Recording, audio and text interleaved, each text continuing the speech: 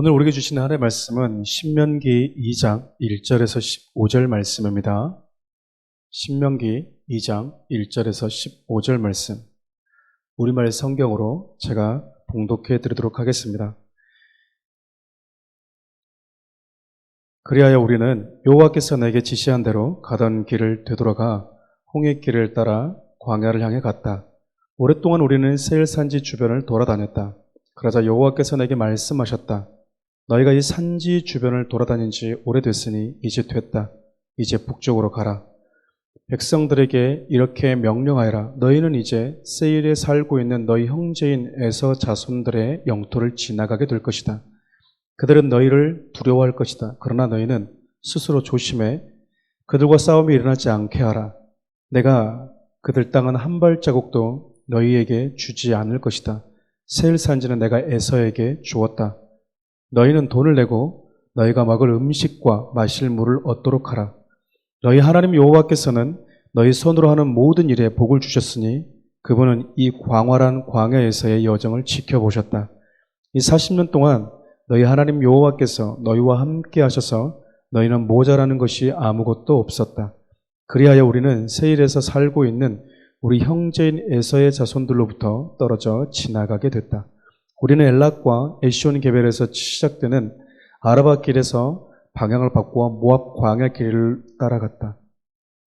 그때 여호와께서 내게 말씀하셨다. 모압 사람들을 건드리지 말고 그들을 자극해 싸우는 일이 없게 하여라. 그들의 땅은 내가 너희에게 주지 않을 것이다. 이는 내가 아르를 롯 자손에게 주어 갖게 했기 때문이다. 거기에서는 에빔 사람들이 살았는데 그들은 힘이 세고 수가 많았고 아낙 사람들만큼 키가 컸습니다. 그들은 아낙 사람들처럼 르바임 사람들이라고 불렸지만 모압 사람들은 그들을 에밈 사람들이라고 불렀습니다. 호리 사람들도 세일에서 살았는데 에서 자손들이 그들을 쫓아냈습니다. 에서 자손들은 마치 이스라엘이 여호와께서 그들에게 주신 그 땅에 정착한 것 같이 호리 사람들을 멸망시키고 그 땅에 정착했습니다. 그러자 여호와께서 말씀하셨습니다. 이제 일어나 세렉 골짜기를 건너가라. 그리하여 우리는 그 골짜기를 건너갔다. 우리가 가데스 바네아를 떠나 세렉 골짜기를 건널 때에는 38년이 걸렸다. 여호와께서 그들에게 명령하신 대로 모든 군사들은 다 진영에서 사라지고 말았다. 그들이 진영에서 완전히 제거될 때까지 여호와의 손이 그들을 치셨던 것이다. 아멘. 잊혀진 하나님의 군대라는 제목 가지고 함께 하나님의 말씀을 나누겠습니다. 우리 어제 계속해서 모세가 가나안 입성을 앞두고 있는 다음 세대들에게 자신의 기성세대들이 넘어졌던 치부, 썩 그렇게 유쾌해 보이지 않는 기성세대들의 과오에 대해서 모세가 아주 진지하고 가슴 아프게 메시지를 전하고 있죠.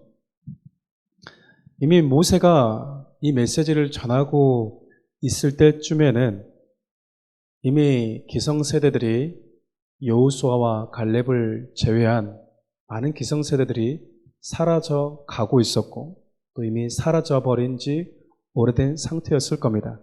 거의 대부분이 이제 이 세대들만 남아있는 것이죠. 이스라엘 백성들 기성세대들이 하나님의 권능으로 인해서 출애굽하게 되고 정말 누구도 경험해보지 못한 바다를 정말 마른 땅처럼 건너는 역사를 직접 경험하게 되죠. 그리고 이제 당당하게 하나님이 주신 약속의 땅 들어가기에 앞서서 그들이 불순종하고 불신하고 하나님의 약속을 신뢰하지 못한 결과로 인해서 그들은 오늘 말씀을 근거로 하면 다시 이전으로 왔던 그 길로 되돌아가는 신세가 되어버렸습니다. 그러니까 모세가 지금 다음 세대들에게 왜 이제서야 열 하루길이면 시내산에서 도달할 수 있는 이 길을 왜 이제서야 38년이라는 긴 시간을 지나서 왔는 줄 아느냐? 바로 너희 기성세대들이 하나님의 약속을 신뢰하지 못했기 때문이다.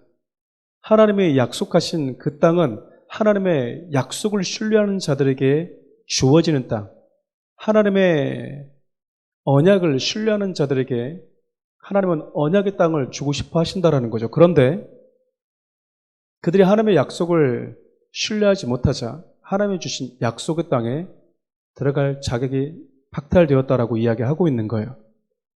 그래서 눈앞에서 가나안을 뒤로하고 기성세대들이 38년이라는 긴 시간 동안 광야를 이제 배회하게 되죠. 왔던 길을 되돌아가는 겁니다. 여러분, 순종만큼 우리 유한한 인생들의 세월을 전락시켜주는 것도 없습니다. 그러니까 여러분, 인생을 정말 알차게 살고 싶으십니까? 7, 80년을 살지만 7, 800년 사는 것처럼 살고 싶으십니까? 그렇다면 하나님의 말씀에 순종하는 삶을 사십시오. 자꾸 거기에다가 더 좋은 내 아이디어, 내 생각을 집어넣지 마시고 때로는 둔탁해 보이고 모나 보여도 하나님의 있는 말씀 그대로를 내 마음으로 받아들이고 순종하는 삶을 살아가는 것이 되돌아가지 않는 인생을 살 수 있는 것입니다. 그런데도 불구하고 하나님의 참 은혜가 있으세요. 불순종했음에도 불구하고 그들을 버려버리신 것이 아니라 무언가를 보게 하시고 되돌아가면서 다시 무언가를 경험케 하십니다.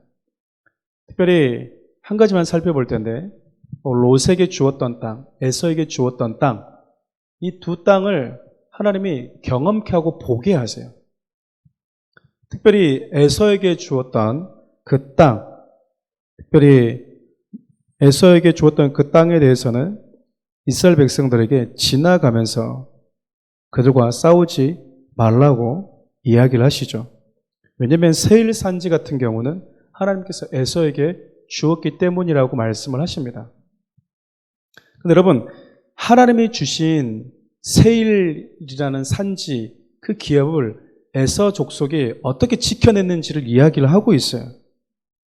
특별히 11절부터 12절, 13절을 보면 세일 산지에 호리 사람들이라는 이 족속들이 섞여 살고 있었는데 에서 자손들이 이 자손들을 어떻게 하냐면 12절 말씀을 보면 이렇게 기록이 되어져 있어요.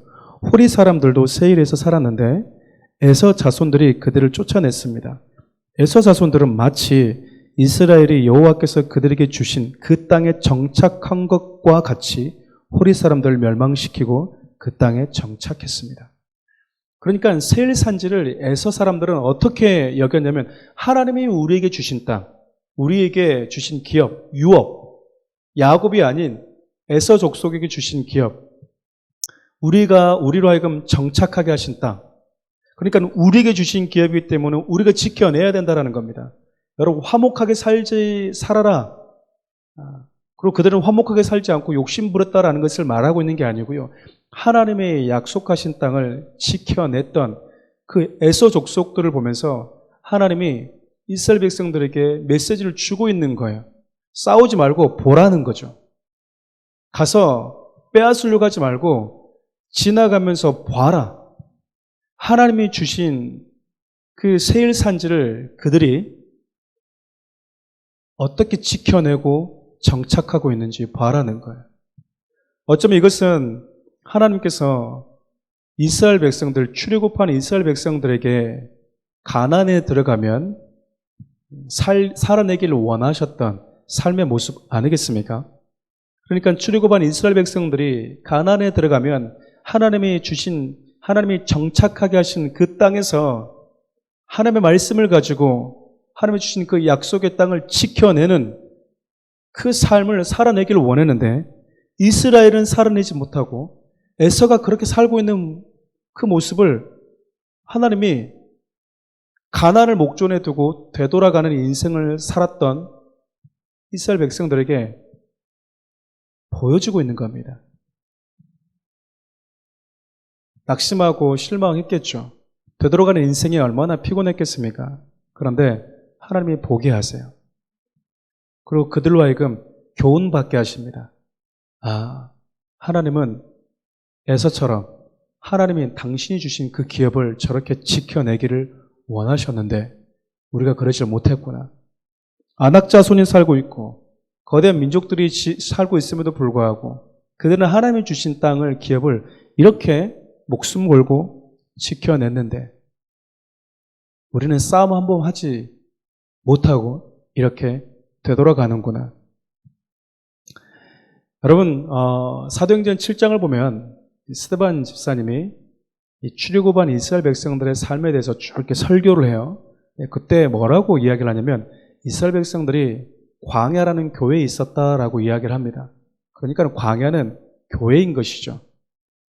이스라엘 백성들이 광야라는 교회에서 하나님의 군사로 훈련을 받으면서 살아왔다라는 거죠. 근데 여러분, 하나님께서 이스라엘 백성들을 훈련시켰던 방식이 뭐였을까요? 다른 게 아니었습니다. 하나님의 말씀에 순종하는 것을 훈련시키셨어요. 하나님이 가면 가고 하나님이 멈추면 멈추는 것. 그래서 하나님께서 가나안에 들어가기 전에 곧바로 출애굽시킨 다음에 가나안으로 들어보낸 게 아니었었고요. 시내산에서 하나님의 말씀, 법을 주십니다. 왜냐하면 하나님의 말씀이 가나안이라는 곳에서 이스라엘 백성들이 지키고 살아야 될 계명이기도 했지만 그 말씀이 곧 영적 전쟁을 하는 데 있어서 강력한 무기가 됐기 때문에 그래요. 하나님의 말씀, 그 말씀을 강력한 무기를 우리가 활용하는 방법은 순종하는 거였다라는 겁니다. 하나님의 말씀하실 때 순종할 때는요, 엄청난 파급 효과가 일어났어요. 그러니까 하나님의 군대는 어떻게 싸우는가? 하나님의 약속의 말씀을 붙들고 순종할 때 놀라운 승리 역사가 나타난다라는 겁니다. 하나님은 출애굽한 이스라엘 백성들을 출애굽기 12장 41절을 보면 여호와의 군대라고 불러요. 하나님의 군대가 이집트에서 나왔다라고 이야기를 합니다. 그러니까 우리가 보기에는 노예인데, 종들이었는데 하나님은 홍해를 건너 올라온 순간 이스라엘 백성들을 여호와의 군대다라고 부르셨어요. 그러니까 여호와의 군대는 뭐 하는 겁니까? 싸우는 군대인 거죠. 싸우는 사람 아닙니까? 전쟁을 위해서 부름받은 자들 아니겠습니까? 근데 문제가 있어요. 오늘 읽었던 본문 말씀 14절에서 15절 말씀 보면 참 가슴 아픈 이야기가 등장하는데 이렇게 기록이 되어져 있어요. 우리가 가데스 바네아를 떠나 세렉 골짜기를 건널 때까지 38년이 걸렸다. 여호와께서 그들에게 맹세하신 대로 모든 세대의 모든 군사들은 다 진영에서 사라지고 말았다. 그들이 진영에서 완전히 제거될 때까지 여호와의 손이 그들을 치셨던 것이다. 여호와의 군대로 부름받았는데 그래서 가나안이라는 현장 속에서 실질적으로 하나님의 말씀을 붙들고 그 말씀이 인도하는 대로 순종하며 걸어갈 때 여호와의 군대가 누리는 하나님의 승리, 그 승리를 경험하라고 하나님이 부르셨는데 정작 싸움 한 번 하지 못한 채 사라져버렸던 하나님의 군대가 있었다라는 거예요. 그게 바로 출애굽한 1세대들이었다라는 거죠. 하나님의 군대로 멋지게 군복 입혀놓고 군사훈련 시켜놨는데 막상 실전에 가니까 싸움 한 번 하지 못하고 후퇴, 돌아가자. 아직 너희들은 싸울 준비가 안 되어 있다. 너희들 지금 이 상태로 가면 다 죽는다. 그러니까 우리 군대 사령관이신 하나님께서 지금 이 상태 가지고 전쟁했다가는 다 죽게 생긴 거예요. 안 되겠다. 다시 돌아가자. 다시 훈련받자. 그리고 하나님이 퇴각한 겁니다. 슬프지 않습니까? 자, 이 말씀을 보면서 그런 마음이 들었어요. 이 땅에 수많은 하나님의 사람들과 예배당을 짓고 하나님의 교회라고 하는 사람들이 모여서 하나님의 나라를 세우기 위한 하나님의 군대로 부름받았는데 정작 잘 싸우지 못하고 실질적인 삶의 현장에서 싸움 한 번 하지 못하고 사라져가는 군대, 잊혀져가는 하나님의 군대로 살아가고 있지는 않은가? 여러분 어떤 것 같습니까? 교회 와서 큰 소리 치는 게 뭔 의미가 있습니까? 교회 와서 교회는 이렇게 돼야 되는데 내가 원하는 방식대로 교회가 움직였으면 좋겠고 교회는 좀 이런 사역을 했으면 좋겠고 여러분 그게 무슨 의미가 있냐 그 말이에요.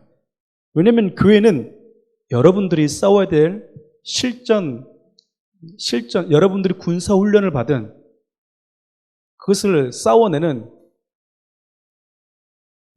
현장이 아니잖아요. 여러분의 삶의 현장이 곧 영적 싸움을 싸워야 되는 현장 아닙니까? 그러니까 우리는 하나님의 군대로 부름받았음에도 불구하고 출애굽한 이스라엘 백성들이 하나님의 군대로 부름받았다는 말이 무슨 의미일까요? 예수 믿고 구원받은 자들은 다 하나님의 군대로 부름받았다는 거죠. 저와 여러분들은 좋으나 싫으나 하나님의 군대로 부름받은 자들이 맞습니다.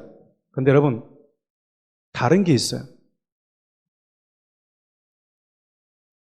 싸움 한 번 하지 못하고 사라져버린 군대도 있고요. 피 흘리기까지 싸운 군대가 있다라는 겁니다. 요한계시록을 보면 14만 4천 명과 헤아릴 수 없는 거대한 흰물이 이 두 부류가 등장하는데 이 두 부류는 동일하게 교회를 이야기합니다. 성도들을 의미해요. 차이가 있다면 14만 4천 명은 이 땅에서 전투하는 교회예요. 아직 싸움이 끝나지 않았죠. 그러니까 저와 여러분과 같은 위치에 있는 교회를 이야기하고요. 흰 무리는 이 땅에서 선한 싸움을 다 싸우고 난 이후에 하나님의 나라에 입성한 하나님의 군대예요. 그러니까 여러분과 저는 머지않아서 하나님의 부르시면 흰 무리 안으로 들어가겠죠. 그러나 이 땅에 있는 동안에는 싸우는 군대라고요. 근데 오늘 말씀을 보면 잘 싸우는 군대가 있는가 하면 38년 동안 인생 계속 되돌아가는 인생을 살다가 잊혀진 군대도 있다라는 겁니다. 전 사랑하는 우리 교회 성도들이 잊혀진 군대가 되지 않았으면 좋겠어요. 제가 이 말씀 준비하면서 되게 마음이 좀 두렵고 또 떨리기도 했습니다. 나는 하나님의 군사로 잘 싸우고 있는가? 사랑하는 우리 교회는 하나님의 군대로 부름을 받았는데 잘 싸우고 있는 군대인가? 아니면 역사 속에서 칼 한 번 휘두르지 못한 채 사라져가고 잊혀진 군대로 살아가고 있는가? 역사 가운데 그 어떤 군대보다도 강력한 하나님의 군대가 말씀의 검 한 번 휘두르지 못한 채 반복된 인생을 돌고 돌고 또 돌다가 사라져가는 인생들이 얼마나 많냐 그거예요. 사랑하는 우리 교회 성도 여러분, 잊혀진 군대가 되지 않기를 바라요. 싸우는 군대, 여러분의 삶의 현장 속에서 잘 싸우는 군대, 잘 싸우는 사랑하는 우리 교회라는 군대, 선한 싸움, 피 흘리기까지 하나님의 말씀을 붙들고 가는 곳마다 승리를 맛보고 하나님의 주신 승리를 우리가 만날 때마다 서로 나누고 하나님이 행하신 일을 찬양할 수 있는 그런 영적 훈련소가 사랑하는 우리 교회가 되면 얼마나 좋을까 기대해 봅니다. 여러분 오늘 말씀 붙들고 여러분 삶의 현장 가운데 나갈 때 하나님 저는 군대로 부름받았는데 두려워하는 사람입니까? 아니면 잘 싸우는 하나님의 군사입니까? 여러분 스스로를 겸손하게 우리 주님 앞에 나와서 점검하고 돌아보신 이후에 적어도 하나님이 여러분에게 주신 삶의 그 경계 안에 지경 안을 하나님께서 여러분들에게 줄로 재워준 그 삶의 자리만큼은 내가 하나님 피 흘리기까지 싸워서 지켜내는 하나님의 군대가 되기를 원합니다. 역사 속에서 힘없이 사라지는 군대가 아니라 잊혀지는 군대가 아니라 영광스럽게 증인다운 삶을 살아내는 하나님의 군대가 되게 해달라고 여러분들이 기도하고 몸부림치는 하루가 될 수 있기를 주님의 이름으로 축원드립니다. 기도하겠습니다. 하나님, 이스라엘 백성들 정말 보란듯이 멋지게 출애굽한 이후에 이 세상에는 없는 하나님의 군대라는 전투복 입혀놨더니 결국 싸움 현장에서 두렵고 떨리고 하나님 신뢰하지 못하고 약속의 말씀을 버려버림으로 인해서 멋진 군복만 입은 채 한 번 더 싸우지 못하고 그렇게 사라져버린 군대가 있었음을 우리에게 말씀하고 있습니다. 하나님, 어쩌면 이 땅에 교회는 멋있어지고 하나님, 예배는 정말 멋들어지게 드려지고 있는 것 같은데 정작 싸움의 현장에서 말씀의 검 한 번 휘두르지 못하고 사라져가고 있는 교회들은 없는지, 그리고 그 모습이 우리의 모습, 나의 모습은 아닌지 돌아보기를 원합니다. 그래서 하나님이 원하시는 아름다운 군대, 잊혀진 군대가 아니라 영광스럽게 하나님께 기억되는 하나님의 군사로 살아가는 사랑하는 성도들, 사랑하는 우리 교회가 되게 하여 주옵소서. 예수님의 이름으로 기도합니다. 아멘.